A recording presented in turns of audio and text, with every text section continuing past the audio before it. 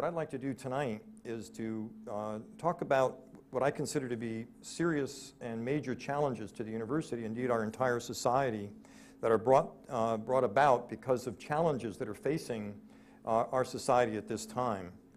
And I see a set of four major challenges to our society that require us to deal with issues of schooling, and more specifically to try and make schooling more equitable and to make access to more students from across the state, and indeed the United States, more accessible. And there are four of those. One has to do with demography in the state of California and the United States. The second has to do with economics. Third has to do with disparities in schooling that exist within the public school sector. And the fourth, more particular to California, the results of the Regent's decision to remove affirmative action in 1995, and then the voters' subsequent decision to remove affirmative action, Proposition 209. And in all of this, my overarching concern is maintaining a civil society in the face of overwhelming diversity. First, let me talk about demographic shifts.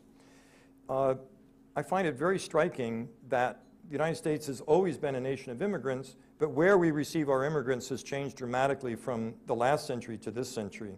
Using the period from about 1901 to 1910 to about now as the point in contrast, you notice that Europe provided the great bulk of immigrants at that time, and now only about 10 or 12% of our people come from Europe. Asia has just about reversed itself. A very small source of immigrants at the beginning of the last century, now considerably more, but the most dramatic of all is Mexico and Latin America.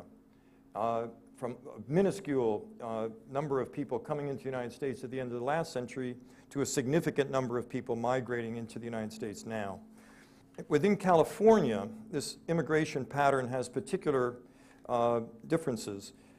There are a set of projections for what California is going to look like in the next 20 years, and they all vary somewhat depending on the model that is used, but all of them come to a significant conclusion, and that is that the so-called white population, and I put that in quotes, actually all of these ethnic groups need to be put in quotes, the so-called white population will become a minority population in California no matter how the projections are made.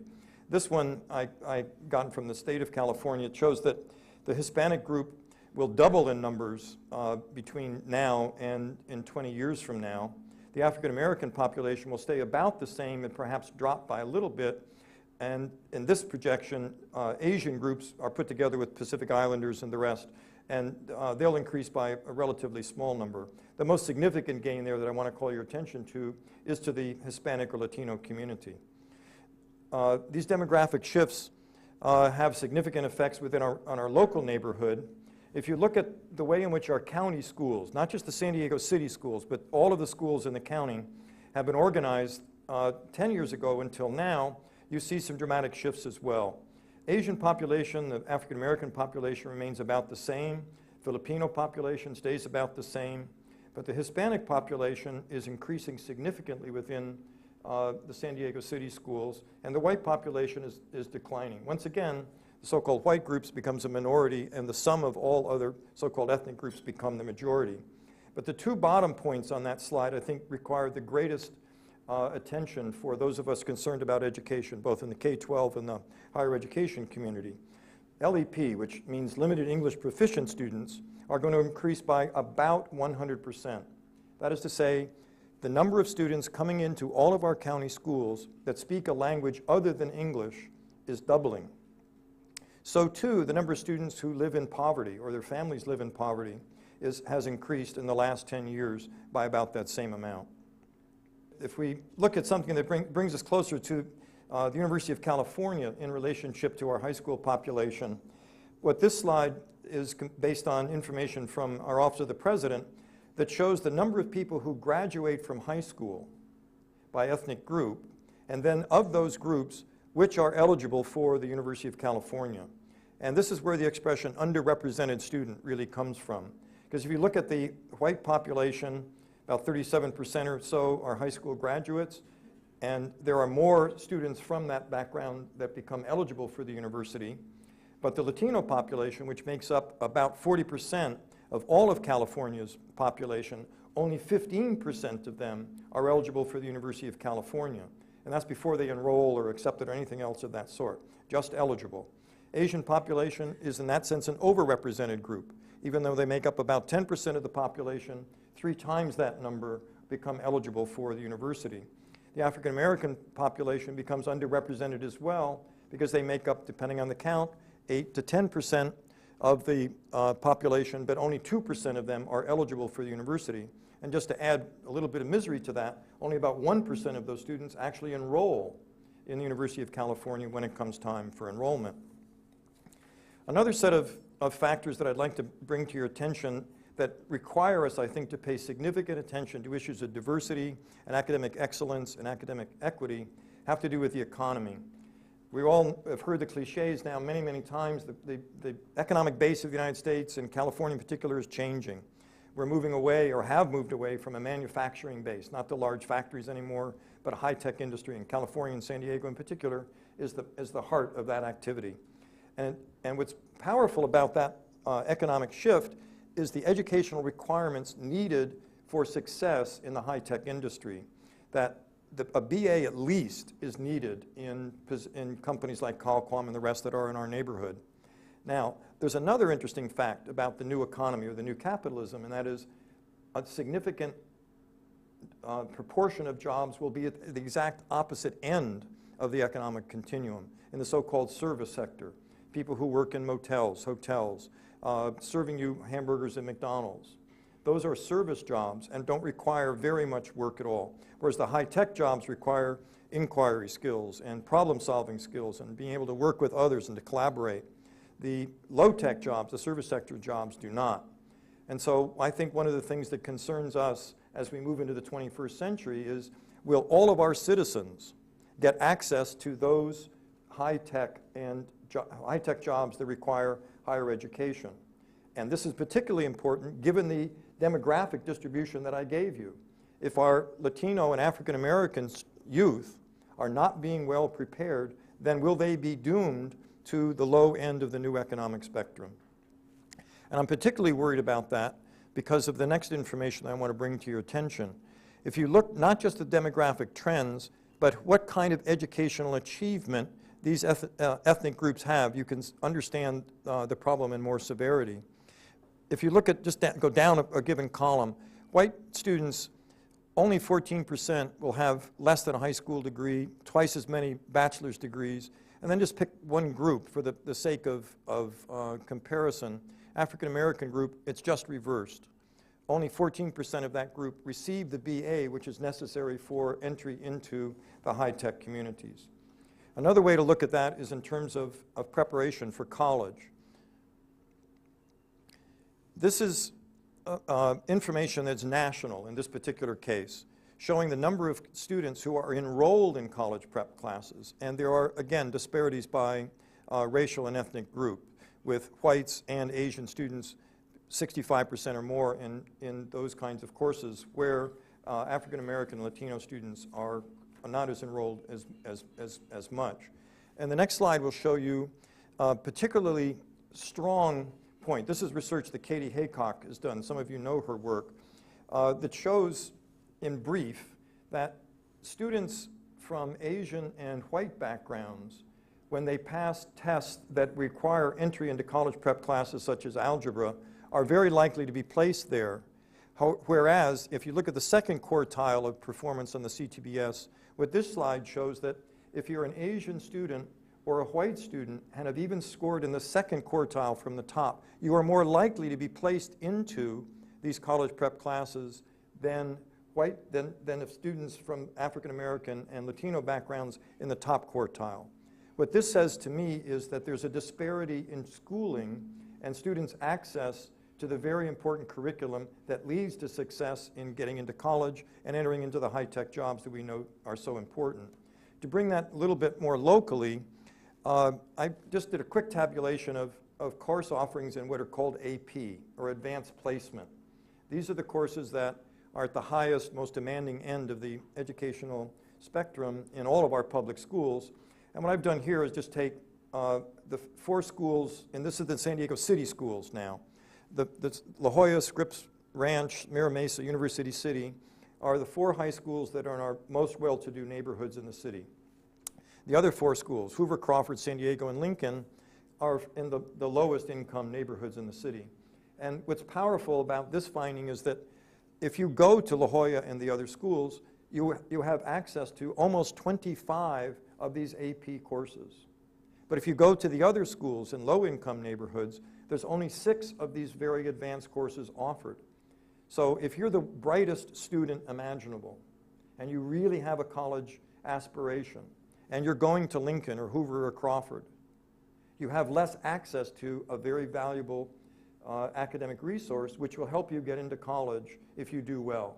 So that's, again, an educational disparity that I think we have to deal with if we're going to achieve the principles of democracy that we think is so important. Now let me turn attention to another factor that has had a tremendous influence on educational diversity and equity and excellence in California, and that is the Regent's decision in 1995 to eliminate affirmative action from admissions decision. And what this slide shows is that if you look at the 3 most underrepresented groups in the state of California, there has been some interesting drops among African American students and Latino students, and the Mexican American student population seems to have stayed relatively high. And for some people, when they look at that slide, they say, oh, this is not so bad, right? The Mexican American student population is doing okay. The trouble is, when you look at this slide, it doesn't give you the full picture, but if you look at the next one, which indicates enrollment by percentages, then you can see how difficult this situation is. Because the Latino population in 1989, 10 years ago, before affirmative action was taken off the table, only had 3% of their students enrolled in UCSD. And now without affirmative action, it's dropped to 2%. And so too with the African American population, only 3% down to 2%. We were not doing a very good job before, my point is, and we're doing a less, well, our job is even harder now. So if we can move on, another way to look at that issue is looking at our incoming freshman class across a 10-year period of time. And look, these are numbers now. That the African American population in 10 years ago was dismally small then. Only 66 students of African American background were enrolled as freshmen at UCSD. 10 years later, after affirmative action is removed, only 33. And the Mexican American population looks big on this chart, but still we're talking about only 200 and some odd students. Among the Latino population, it's dropped from 100 and some odd to 60. So this is a set of circumstances that I would like to call to your attention that require us to think differently about issues of equity and diversity and academic excellence in California. And now I'd like to talk about the university's response to this situation. There's a way in which the university has been involved in what can be called a paradigm shift in its relationships with the K-12 education sector to deal with the issues that I've just tried to outline for you. The economic shifts, demographic shifts, and the consequences of removing affirmative action from our consideration at the university. If you will, there was an approach that existed before Proposition 209 was passed, or SP1 was passed by the regents, and that was a traditional approach that we can talk about as motivational and informational outreach. And that basically was the situation where the university had the attitude that students would just come here. We can kind of open up our doors and people would run up the hill and come to the university if we just gave them appropriate information about the campus, if we gave them brochures, or we invited them to the campus for visits, or if we gave them some kind of counseling. But the numbers that we have up there show that that approach, although important, was not particularly successful. The numbers were not very good, even when affirmative action was on the table. And I think there are really two things to talk about that have caused trouble in that respect, and that is that when you give students information about what they're supposed to do in school, it puts the burden on their shoulders to go figure it out what to do. And but they're going to a school like Lincoln or Crawford or Hoover, where there are not academic preparation courses, college prep classes, as highly motivated as they are, if the coursework isn't there, it's not enough. So that has led us to recognize that we, the university, have to take a responsibility to deal with educational disparities. And I really believe that we've been involved in a paradigm shift, thinking radically differently since the Regents' decision and since Proposition 209 was passed. And affirmative action, I think in the eyes of the public, whether correctly or not, but certainly in the eyes of the public, affirmative action was defined as set-asides and quotas. From where I sit and my experience with that, that was not its intention. And we can get into that debate perhaps during the question time or others, but certainly that's the way it has become constructed by the public at large, or certainly when Proposition 209 was passed by the voting public. But within that context, what we have started to do within the university is to think differently about our relationships with the K-12 sector. Instead of seeing us as a separated entity where we're on the Hill waiting for students to come to us, we're working much more intimately with schools than we ever have had before. And the way in which we're doing that is working more closely with schools to help them prepare their students better. And we're working with the very lowest income schools. In fact, many of the schools that were on the list that I just identified before. So what we're trying to do, and our new approach to equity issues in the state of California, is to help students get prepared academically so they can meet the academic demands of this university system or California State, or if they want to go to some other lesser university like Stanford or Princeton, that's their choice. But the point is that we want to prepare them. We want to prepare them to have a life choice. You like that? We want to prepare them to make a life choice when they graduate from high school. So better academic preparation. And we've come to recognize that we in the university have to work closely with our colleagues in the K-12 sector to make cultural changes and structural changes within the K-12 system and our campus as well. By cultural changes, I mean dealing with people's beliefs, their practices within schools. Not all educators believe that all kids can learn. Some people still believe that if the color of a person's skin can be a limit to their development. So we have to deal with those beliefs. Structural changes. By that I mean organizing curriculum in such a way that all students in all schools can get access to a rigorous curriculum. So, in general, the University of California, the system as a whole, has taken it upon itself to deal with K-12 schools by forming partnerships with some of the lowest performing schools.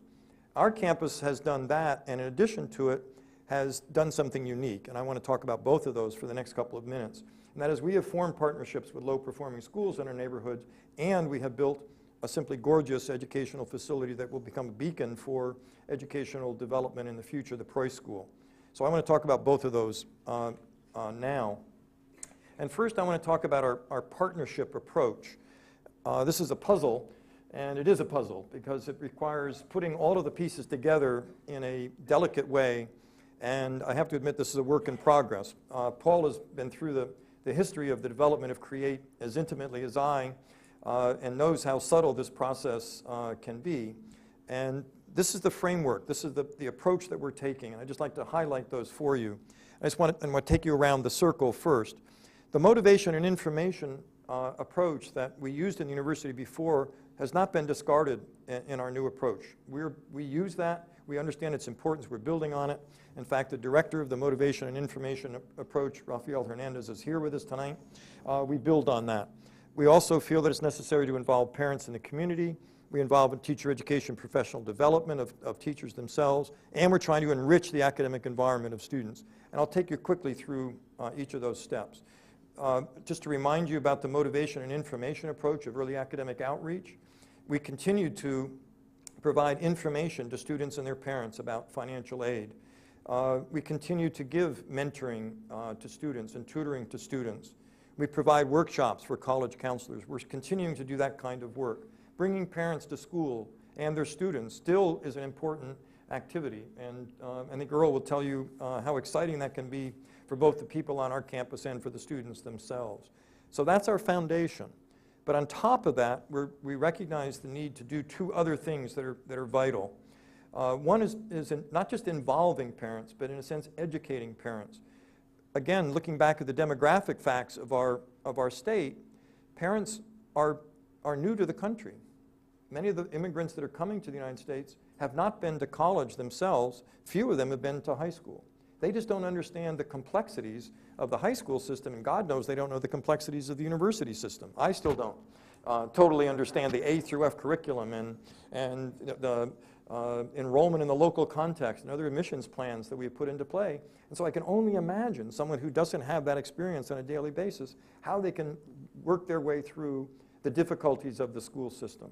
So part of that is providing workshops to parents just to let them know what the possibilities are, what their responsibilities are, and what activities they can be involved in.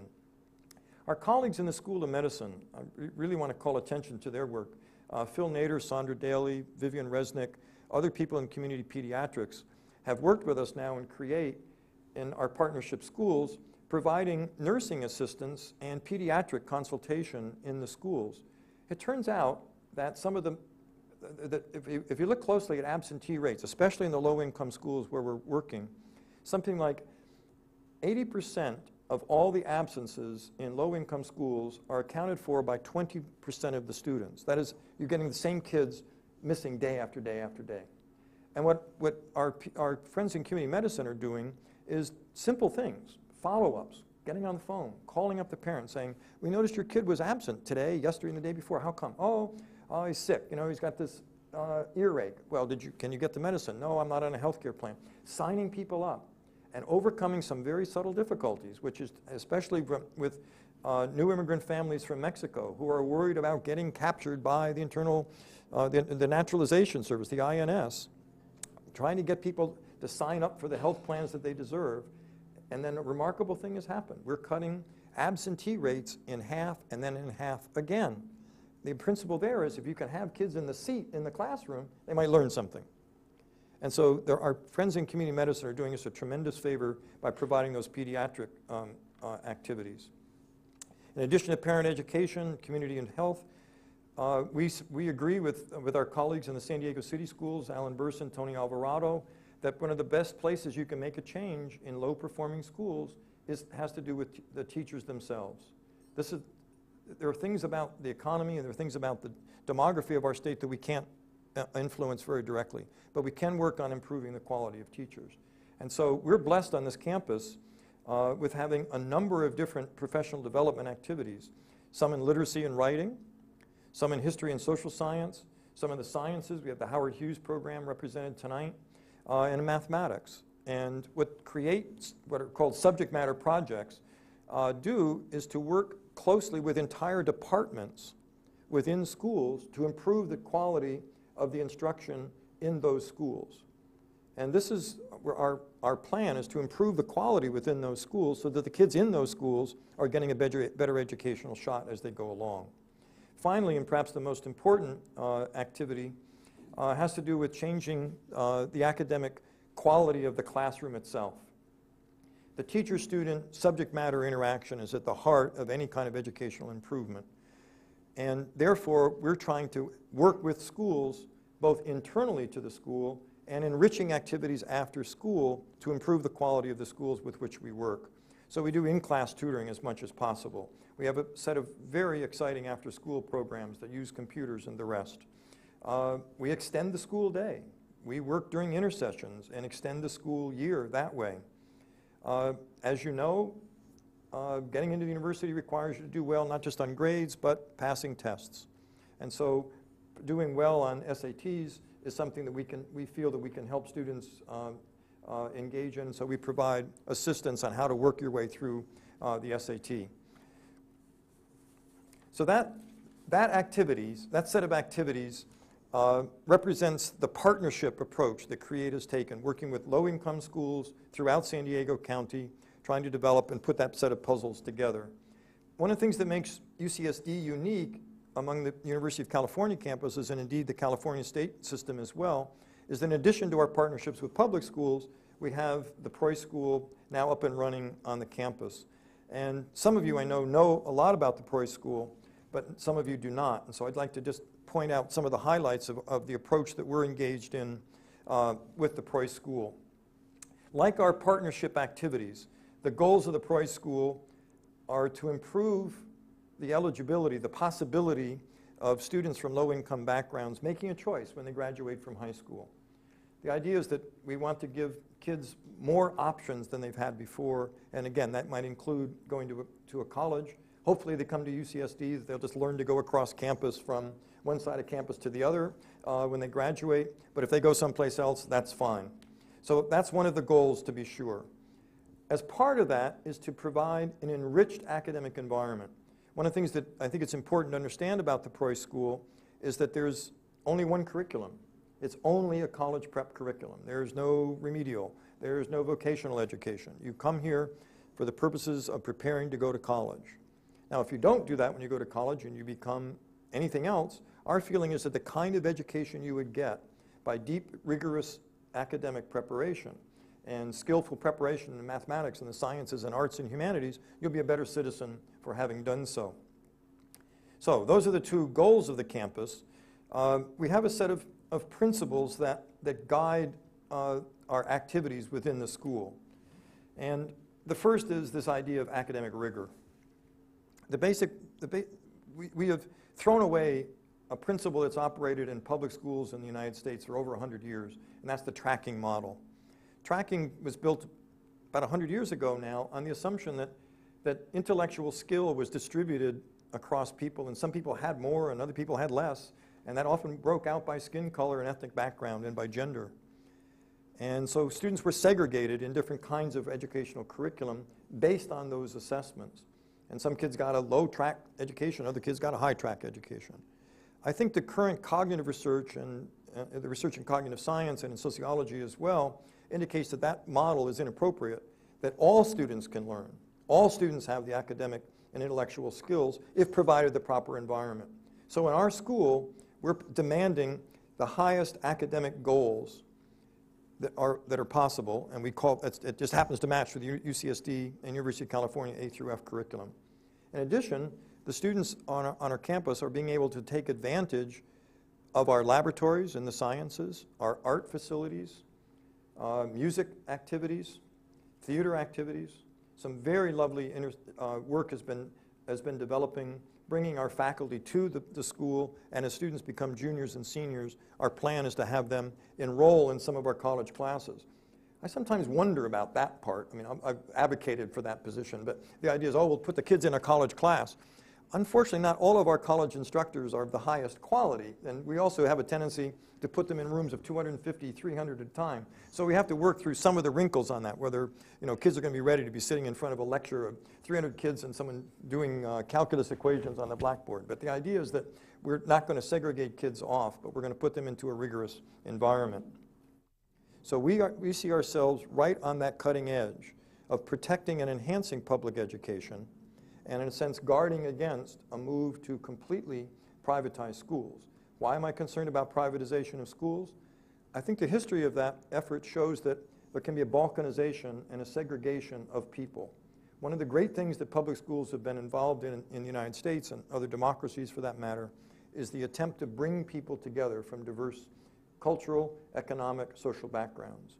And my fear is with a privatized school system, people with the most money can buy the most education. And that is the biggest problem that I think that we face.